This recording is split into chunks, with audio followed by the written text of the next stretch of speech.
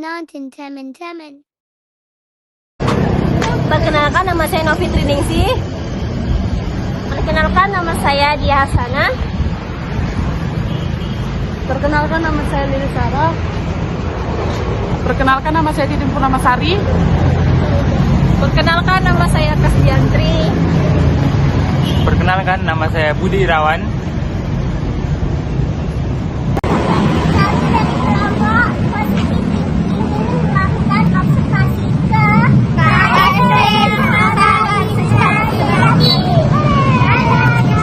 Sebelum masuk ke pembahasannya, akan diri terlebih dahulu.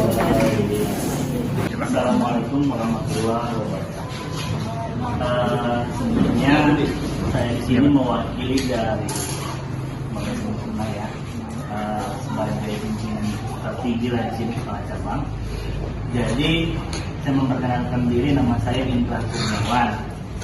Di sini sudah bekerja di tahun 2018.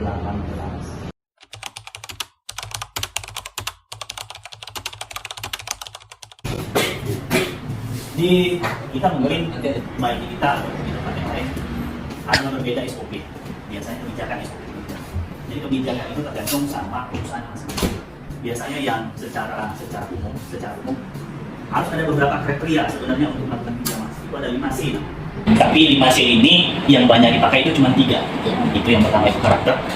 Karakter itu dia berbentuk seperti, kita harus tahu orangnya seperti apa.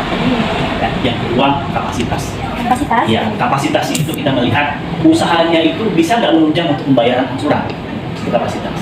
Baru dari segi jaminan, itu kolateral. Jadi kolateral itu jaminan ya? Iya. Jaminan. Jadi jaminannya itu bisa nggak mengcover seluruh fasilitas pinjaman. Misalnya pinjamannya 250 juta. Jaminannya itu harus lebih. Jadi tidak bisa jaminannya itu 100% sama yang nilai yang mau dipinjam. Misalnya dia mau pinjam 1 miliar. Jadi dia harus punya jaminan itu lebih besar 50%-nya. Contoh jaminannya apa, Pak? Jaminannya contohnya itu tanah dan bangunan.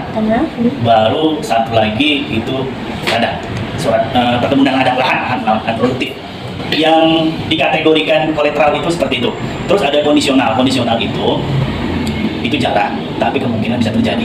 Kemungkinan terjadinya itu pada tahun 2009 kemarin, itu krisis moneter kalau pernah dia dengar, itulah kondisional. Artinya kondisi di mana seluruh ekonomi itu bergejolak, jadi mempengaruhi pembayaran si nasabah-nasabah yang meminjam itu. Jadi sebenarnya itu aja sih yang menjadi syaratnya itu dari kita. Syarat utamanya itu kelengkapan itu KTP suami istri si peminjam, baru kartu keluarga, buku nikah, rekening listrik. Kalau itu mandatory namanya, itu syarat mandatorinya. Baru syarat untuk jaminannya, dia seperti surat hak milik atau SHM, dilengkapi dengan PBB. Itu PBB itu pajak bumi dan bangunan. Jadi jaminannya itu harus milik sendiri atas nama peminjam. Yang pertama itu kita harus hubungin yang namanya notaris rekana. Untuk apa notaris itu dilakukan? Jadi notaris itu gunanya itu untuk melegalisasikan jaminan tersebut agar sah menjadi hak miliknya bank pada masa kredit berjalan. Untuk mengikatnya itu namanya hak tanggungan. Jadi hak tanggungan itulah yang memperkuat suatu perbankan untuk melakukan proses pinjam-meminjam, hak tanggungan. Yang pertama itu menjelaskan tanggal jatuh tempohnya. Yang kedua menjelaskan besaran pinjaman yang diterima.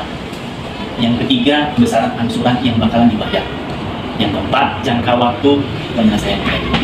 Baru sanksi-sanksi yang diberikan apabila terjadi keterlambatan pembayaran, misal denda pembayaran. Jadi setiap nasabah yang melewati tanggal jatuh tempo bayar dikenakan denda. Dendanya itu sebesar berbeda ya sama yang lain. Kalau di kita itu sekitar 4% dari nilai angsuran. Jadi angsurannya misal 2 juta dibagi 4% per harinya itulah dendanya.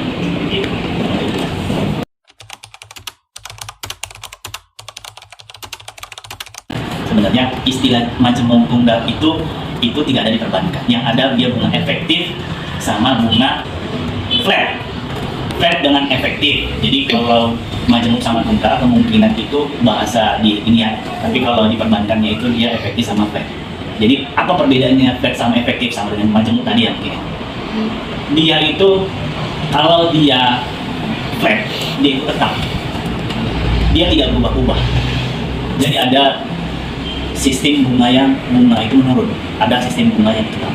Jadi kalau tetap dari jangka waktu misal dia 36, dia dari mulai angsuran pertama dengan sampai bunga terakhir itu bunganya tetap, dia 3% ya 3% terus sampai. Terus ada yang bunganya tidak tetap, mungkin itu yang mungkin majemuk ya, mungkin ya, saya nggak paham. Jadi dia itu bisa berubah-ubah, bunganya itu sesuai dengan kesepakatan pada saat akad. Jadi mungkin tahun pertama itu bunganya 3%, tahun kedua dia bisa jadi 2%, seperti itu. Jadi nilai pelunasannya juga sebenarnya sama. Kenapa bisa dibedakan?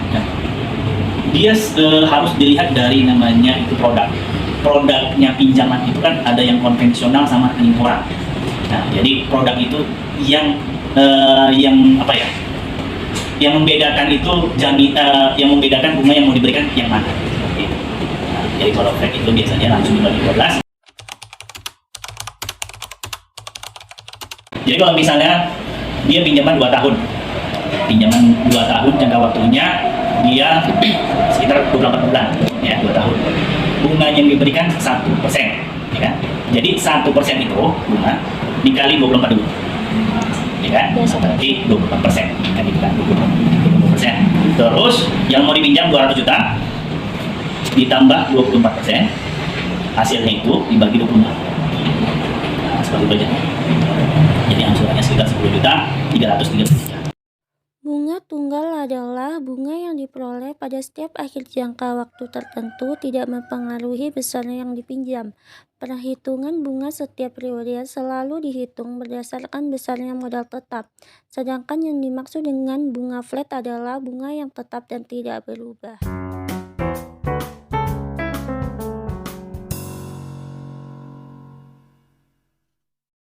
Sekian hasil video dari Kelompok Terima kasih telah menonton.